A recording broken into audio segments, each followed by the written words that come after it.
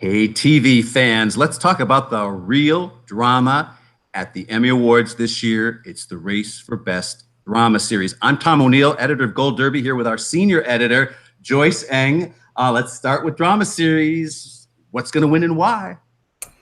I think it's going to be Handmaids again. I think, Game of Thrones is second, but I feel like it has a better shot of winning next year for its final season than this year. But it's just won 2 years in a row.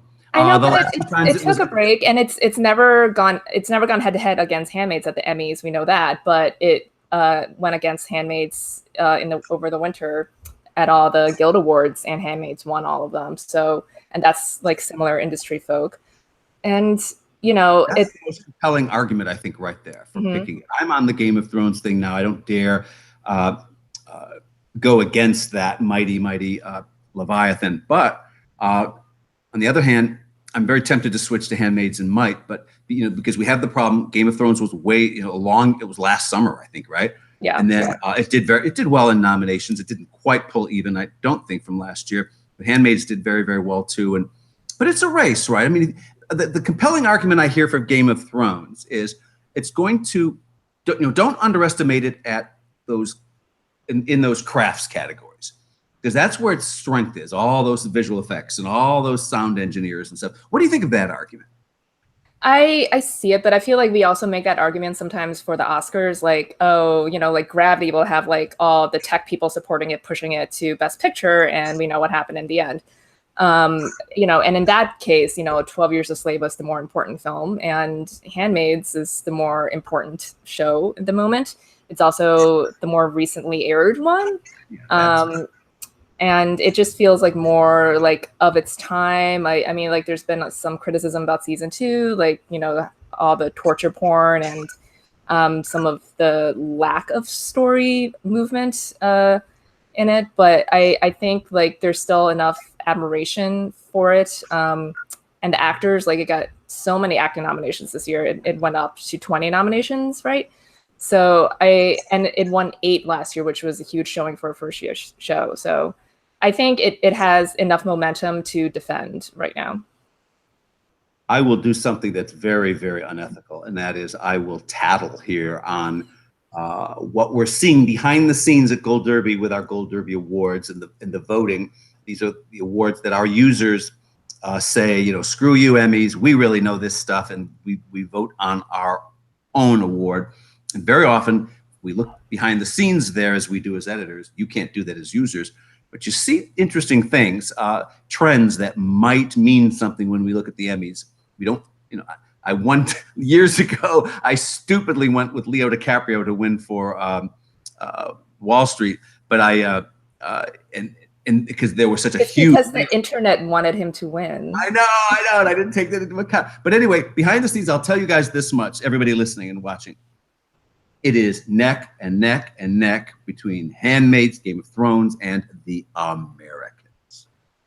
Now, we have seen a lot of farewell hugs at the Emmys for great shows, winning in their last season. The Americans has built steady in terms of viewership, in terms of critical acclaim, etc. Do you think it can win here?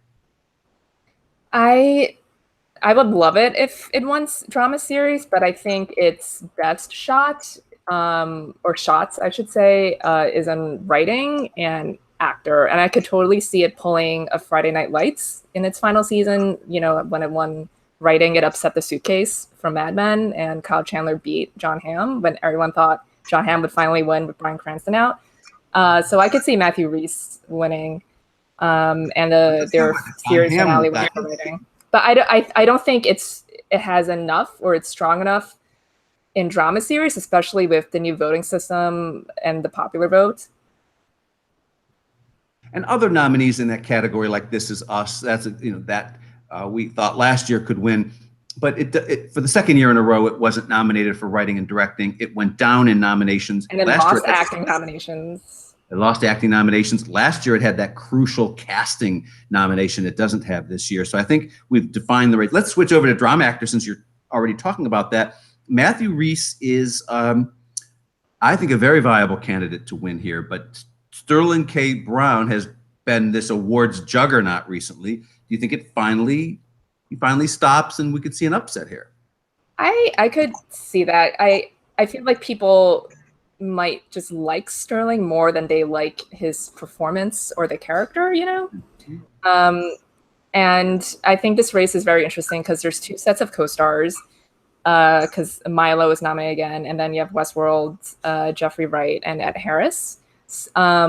And, you know, vote splitting is a thing now because you have to pick one. You can't rank, like, you know, your two favorite actors from This Is Us back to back. So I could see that being a factor. And also I wrote about this the other day, but no one has won back to back in this category since Bryan Cranston 8 years ago. And since then, all the winners have either been from a first-year show or a show in its final season. And the only two people who fit either of that criteria this year is Matthew Rhys for the last season of Americans and Jason Bateman for the first season of Ozark. It's probably meaningless, but it's just like a pattern since 2010. I don't think they think that way. Oh, yeah. Okay, we can only. No one is looking at that except us, but. But yet there is some kind of insight in there. I'm going for Sterling K. Brown because I mean that's definitely the safe choice since he's won everything. So.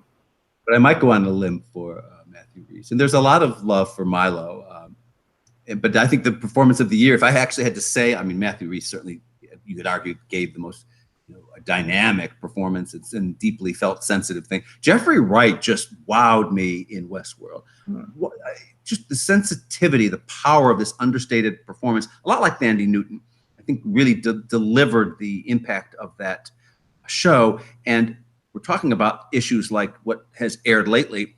That just went off the air on HBO. And I think rallied. It had enormous initial interest, and people like me went, "Oh, come on with it." And then, boy, it suddenly made sense and took off. And he's also he's a former winner, you know, for Angels in America, and he's very respected and highly regarded. So, but so was Ed Harris. Yeah, but Ed Harris is, except for that one episode where we go back in time to his the cocktail parties and all that Seal Award stuff. It was. Other than that, his performance was very, very stoic for the most part. Drama actress, nobody could beat Elisabeth Moss, can they? I mean, this is probably the most loaded category because there's so many deserving people. Like, I would love it if Keri Russell won and Claire Foy, especially because they've never won, and this is their final chance for both of them. And Tatiana was a nice surprise, but she's already won one, so I feel like it's okay if she doesn't win. And you have Sandra Oh. She's the first Asian nominee in this category, and I feel like if she really like pounds on that narrative, and the fact that she's never won before, she was nominated 5 times in supporting for Grey's and never won. I think like she and her team and like BBC America really need to hammer that home during voting. Tatiana won under the new voting system when there was suddenly only needed a plurality to win, and the ranking was eliminated. And she's just the kind of performance that can pull that off. And when I asked a voter who actually voted for her why, just to get inside her head in this case, she said, "Well, on the ballot it says, Tatiana Maslany as," and then it gives all these characters. 50 people. And it's kind of like the SAG ballot. I'm a SAG voter. And you get all that, Orange is the New Black, 300 people, so it wins the ensemble award. Do you think there's anything to that? Oh, yeah. Like if you see someone playing like 13 different people, like that's overwhelming to you. And like at that point, people like have a gist of what the show is about, I think, in that sense, it might also help Elisabeth. I mean, obviously she's already won before, but for her, it would say like Elisabeth Moss as June/Offred. Like she's, technically 2 different characters too. She has 2 different personas, and she has to act very differently in both timelines on the show. Keri Russell is overdue, of course, but I think her problem is her character is not sympathetic in the way that Matthew Rhys's role is. Rhys has always been doubting.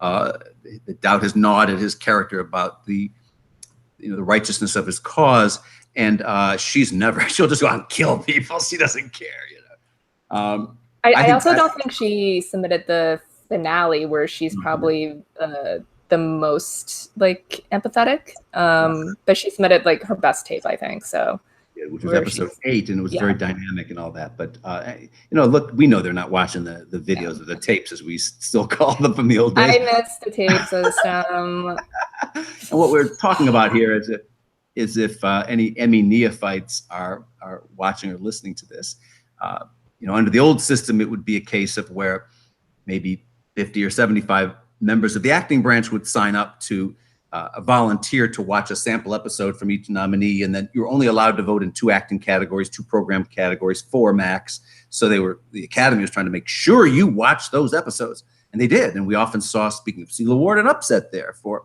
her year. But in those days, you could actually largely, for the most part, look at the episodes and be able to see that this upset was in the making. But we know now that the entire acting branch is allowed to vote in all of the acting categories, and you're supposed to watch the episodes, and they do check off a little box there. And but it's just like you checking off like the terms and agreement of anything online. So it's because like now everyone has to watch like 100 episodes over voting. Like no one's going to do that. Yeah, I think Elisabeth Moss still has the mojo, and I think the show still has its relevance and star power, and I'm going with her. Although I'd love an upset by Evan Rachel Wood, but that's never going to happen. I think she is last in this case. I know, she is in our odds too. I'm looking at our odds. All right, so let's talk about supporting drama actor. Everybody's got David Harbour out front. Is that just... I think that's just like a placeholder. Like, I mean, he's definitely a placeholder for me, no offense. But it's just funny how different the race is this year compared to last year, when it was just like John Lithgow all the way, like no question, you know? And there's hasn't really been like any like breakout from any show this past year in that category. So I think David Harbour is just kind of like the default because he hit Globes, SAG, and he won Critics' Choice. But I think he's a very weak front runner, if he's even a front runner at all. Because you have Peter Dinklage, who's a 2-time winner, and Joseph Fiennes, I think, is a viable candidate here too. I feel like he's one of those like coattail nominations. Yeah. So I don't know, like, but no one really like cares, because like if you're talking about Handmaid's Tale characters and actors, you're talking about the women mostly. Like you're not usually talking about Fred. I love that. I would love if like we get like another Ben Mendelsohn situation and Mandy Patinkin one, because like whoever thought like he would be the last person representing Homeland. I agree. What we're talking about is when everyone thought Kit Harington was going to, and then all of a sudden Ben Mendelsohn pulled off this surprising upset. And this all has to do with this new voting that we're still trying to figure out. Personally, if I was very, very selfish here, and I was voting, and I am an Emmy voter, but in those program categories only, because I'm a member of the interactive branch, being a editor of a website like this. But Matt Smith has always been my favorite Doctor Who, so I would be very selfishly voting for him. All the Doctor Who fans will be voting for him. Yeah, there we go. Drama supporting actress, Ann Dowd's out front again, but Yvonne got the buzz, right? I have Yvonne winning. I mean, she's, everyone was talking about her performance this season, and like her beady stuff was towards the end of the season, which helps her. So I think she can pull it off. I don't know. And part of me is also like, oh, Alexis and Anne already have Emmys. Like, give one to Yvonne, but like people don't think like that. Like voters don't think like that. But I think she can pull it off. Thandie Newton's my favorite here. I think she was so luminous in Westworld. I think her best chance was last year. Oh, okay. I would love if Vanessa Kirby won too, because she was really great, and she has a great episode as well. The other nominee is Alexis Bledel. And Billy Bob Brown. Billy Bobby Brown. Excuse me. I think her the buzz on her is lower this year, and I know like a lot of people were predicting her last year, but I think she's like in the back half this time around. What patterns have we learned, and you're really good at tracking all this, especially in these writing and directing categories under the new voting. Right now, I'm looking at the predictions of our experts. The after episode of Handmaids. Is that the finale? I don't know. Well, no, the finale's not eligible because it's. That's true. Of course, it was after. Yeah. Is that? I don't remember. I don't remember either. Anyway, 9 of our 16 current experts picked that, and then 5 go for the Game of Thrones episode Beyond the Wall.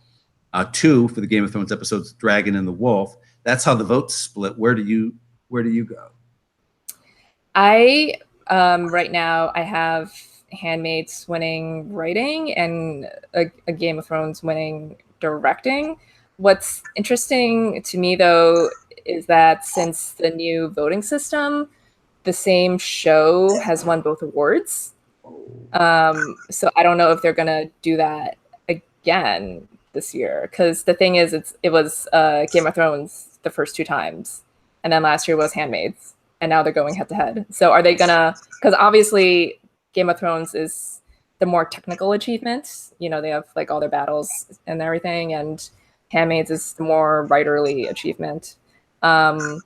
So I don't know, but I think like Americans can pull off the writing. Yeah, I was going to say as well. Handmaid's may be the writerly achievement, but it's not ahead according to the experts at Gold Derby. 6 are picking the June episode of Handmaid's, but Start, the Americans episode, is ahead with 8 votes. Yeah, I can see that. Yeah, like I said before, I can see that, and like Matthew Rhys winning, just like Friday Night Lights and Kyle Chandler 7 years ago. Because that's like, I feel like it's like that show is like due for like a big win. Like it got a couple for Margot Martindale, and like the Emmys obviously caught on late to it. I don't know. Sometimes they can be guilt tripped into awarding things later on, like they did with Friday Night Lights, you know? Of course. But Friday Night Lights, I have to say, too, hold off that spectacular upset in its final season, largely because of a magnificent confluence of events that converged at it was on both DirecTV and it was on NBC. And then they all got together and sent the entire season of all episodes of Friday Night Lights early to the Academy members. And this is so crucial. We know we had for years tracked the effectiveness of sending out DVDs early to the whole Academy. And that's how Mad Men won and in its early years too, is it was sending out 5 episodes long before binging was even a thing. So it was very effective there. Let's just go real quickly through the limited series and movie categories too. Versace, nothing can beat Versace, right? Yeah, I think it's winning. It just, I mean, compared to past 2 years, like limited is weaker this year, so I think it's got it. I wouldn't go with the weaker thing. I thought it was magnificent. Yeah, but it you know, it didn't really like capture the zeitgeist like OJ or Big Little Lies. It's not about Versace. It's, you know, and all that other stuff. And certainly the Darren Criss character is not, Kanan is not a sympathetic character to root for. But boy, it was fascinating. I thought it was really well done. Godless is in 2nd place. Patrick Melrose in 3rd. Genius, Picasso in 4th. The Alienist in 5th. Let's talk about this actor race, because Darren Criss is ahead, way ahead, based on the experts and the Gold Derby voters and the editors. But Antonio Banderas is the senior. You know, we see, let's talk about this. Veterans are the people we underestimate the most.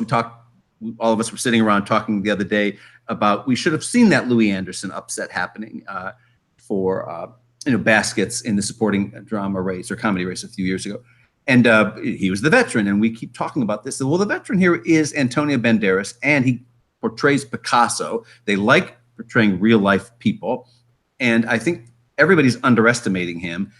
But Darren Criss, that said, is portraying a real life person, but he has the slap the stud syndrome, perhaps, right? He's too pretty and too, to be taken seriously by the snob, and too young to be taken seriously by the snob. Is that true? I can see Antonio winning, but I wouldn't like bet on it right now. Like, I think it's between Darren and Benedict, who upset here 4 years ago. And lost twice since then for performances of Sherlock, and here he's not nominated for Sherlock, which is much more familiar to them. I'm not dissing Patrick Melrose. He's got a very flamboyant role in that, of course. Yeah, but I mean, like when he lost 2 years ago, it was to like Courtney B. Vance. You know, it's like you knew he was winning. And last year, you know, Riz Ahmed was like the cool choice too, as well. So I mean, I think like Riz Ahmed's win bodes well for Darren because he's also on the younger side, you know. So, but like his character was more sympathetic than Andrew Cunanan. But if they really love Versace, I could just see them like checking off people associated with the show, you know? John Legend was so spectacular. Jesus He's getting Christ. His in Variety Special, so his EGOT. Oh, his EGOT. That's right. That's right. We have and explain that we have three superstars who could be EGOT winners this year, right? Well, we have 5 potentially, but 3 for Jesus Christ Superstar because it's him, Andrew Lloyd Webber, and Tim Rice. They all produced it, so they all just need the Emmy. And then Pesek and Paul are nominated for a song, and they could win that and complete their EGOT. All right. So we can like basically double the amount of EGOT winners by the end of September. Right. Well, there are only 6 alive today, right? I think so. Yeah. Like that. It's and they are, you know, Mel Brooks, Whoopi Goldberg, producer Scott Rudin, Robert Lopez, Rita Moreno. I'm missing one, Jonathan Tunick, right? Yeah, I think I've got them all. In supporting movie mini actor, this is a little more confusing because, well, Jeff Daniels is out front for Godless. We know they like him. He's got another nomination. If there's a Versace run, we've got Edgar Ramirez and Finn Wittrock there. Brandon Victor Dixon as Judas in Superstar stole that whole show. And Michael Stuhlbarg is the actor's choice here, the actor's actor with Looming Tower. Other nominees, Ricky Martin and for Versace and John Leguizamo for Wacko. What happens here? I think it's Jeff Daniels, just because he's, you know, the better one. Yeah. Like he has the other nomination. He's not winning in lead, and like it's a great performance in Godless too. So I think they'll give him and Godless a win here. Because I don't think any of the Versace supporting guys are strong enough to overcome one another. And I wish Cody Fern was nominated. If I can only have one Versace guy nominated in here, it would be Cody. Yeah. Okay, so where does that leave us then, Joyce, with sweeps? Because you mentioned that earlier, and there is this sweep effect under the new voting system. Since it's more of a popular ballot. We could see a Versace sweep. We could see a Handmaid sweep. But what else should we be looking for? What have we learned from the new voting in the last couple of years? That vote splitting is a thing now. And it's not that you can't overcome it. It's like you need something undeniable in your favor to overcome it. And, you know, like if you have enough passion, like you could get over the hump because it's a plurality vote. And in some of these fields of 7 and 8, you just need like 12% or 14% of the vote. Like that's not a lot.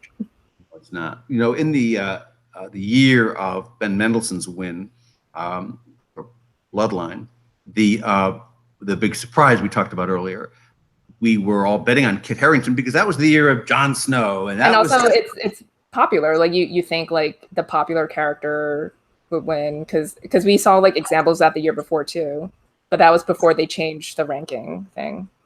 And so under the new system, then we all of a sudden he was nominated against a co-star. He was nominated against Dinklage, and suddenly we were wrong. Ben Mendelsohn wasn't even at the ceremony. I hope we didn't jinx him. But the vote splitting is a new factor that.